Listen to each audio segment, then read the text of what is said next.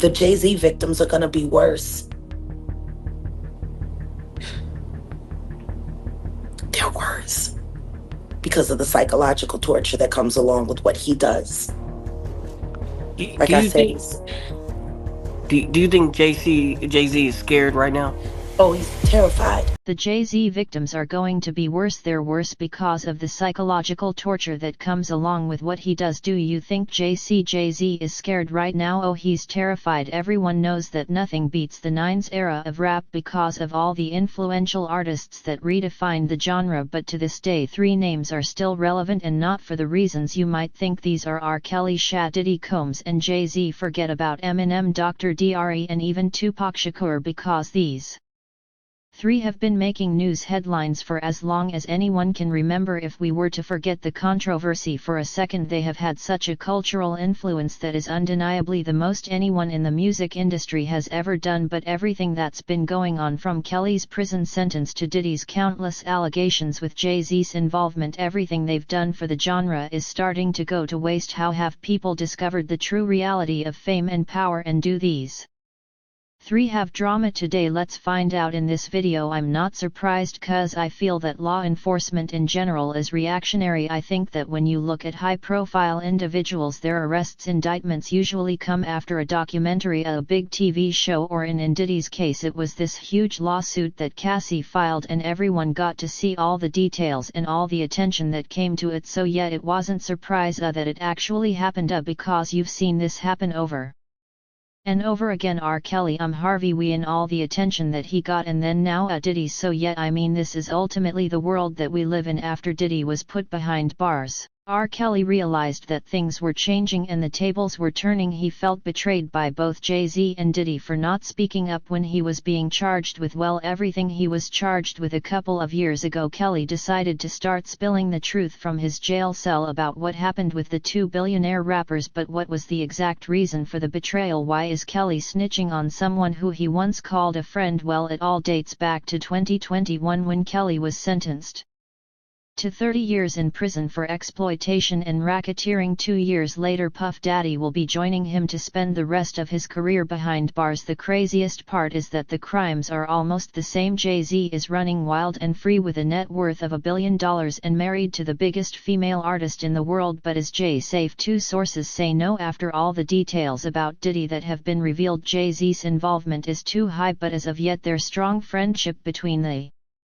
2 might as well be over. Diddy has been convicted of several crimes ranging from the very extremes of exploitation and controversy. It could take a man of a similar caliber to call him out for the allegations. Kelly is not only telling the world that Diddy has a lot more skeletons in his closet, but is painting Jay-Z equally complicit. According to him, Jay-Z's part in Diddy's downfall is a lot deeper than we may think. Kelly says that Jay funded a documentary that would keep Puff behind bars for good, without an ounce of a parole opportunity. He also says that Jay wanted to make sure that he could change the outcome of the trial no matter what happens. Since many people found this hard to believe at first, the fact that there was an alleged juror misconduct incident makes it a little more legit. The people around Kelly in prison are starting to believe this too. Ronnie Bo was his cellmate and revealed that he also accused Jay-Z of sabotaging his career too. This was quite the bit of a shocker, because in the early 2000s both Jay-Z and R. Kelly collaborated on 2 albums, The Best of Both Worlds and Unfinished Business. We had one particular show in St. Louis, and in the middle of the show he walked off the stage and into the crowd, and I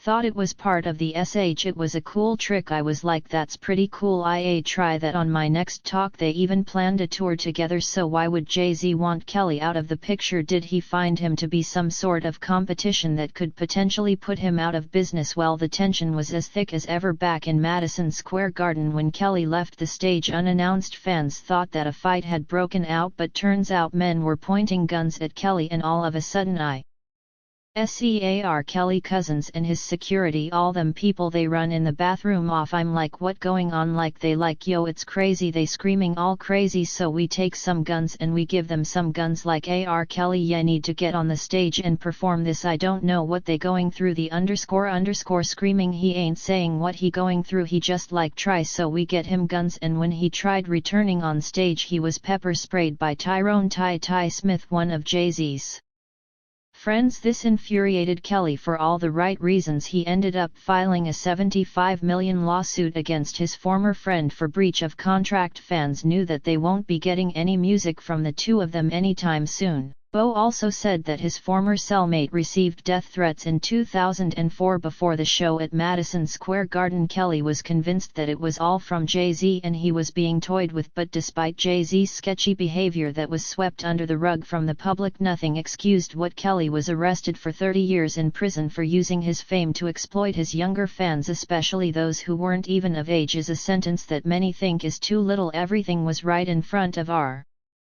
eyes, but we were too blind to see it. His marriage with the late R&B singer Aaliyah was controversial enough. In 1994 the two tied the knot and it had problematic written all over it. Many believed it was a way to avoid conflict because Aaliyah may have been pregnant. You want to know the worst part in all of this? The two used a fake ID for Aaliyah which stated that she was 18. She wasn't 18, she was actually 15 years old. As for R. Kelly, he was 27. His career and life overall took a massive downfall in the early 2000s. Jay-Z, on the other hand, was happily married to Beyoncé by April 2008. Kelly was too busy facing legal troubles that was turning out to be his worst nightmare come true. He's over $500,000 in debt since all those royalty checks will be given to his numerous victims. And yes, there are a list of victims that date back decades old. One of the more popular ones was Tiffany Hawkins, who sued Kelly for personal injuries and emotional distress. This was during their 3-year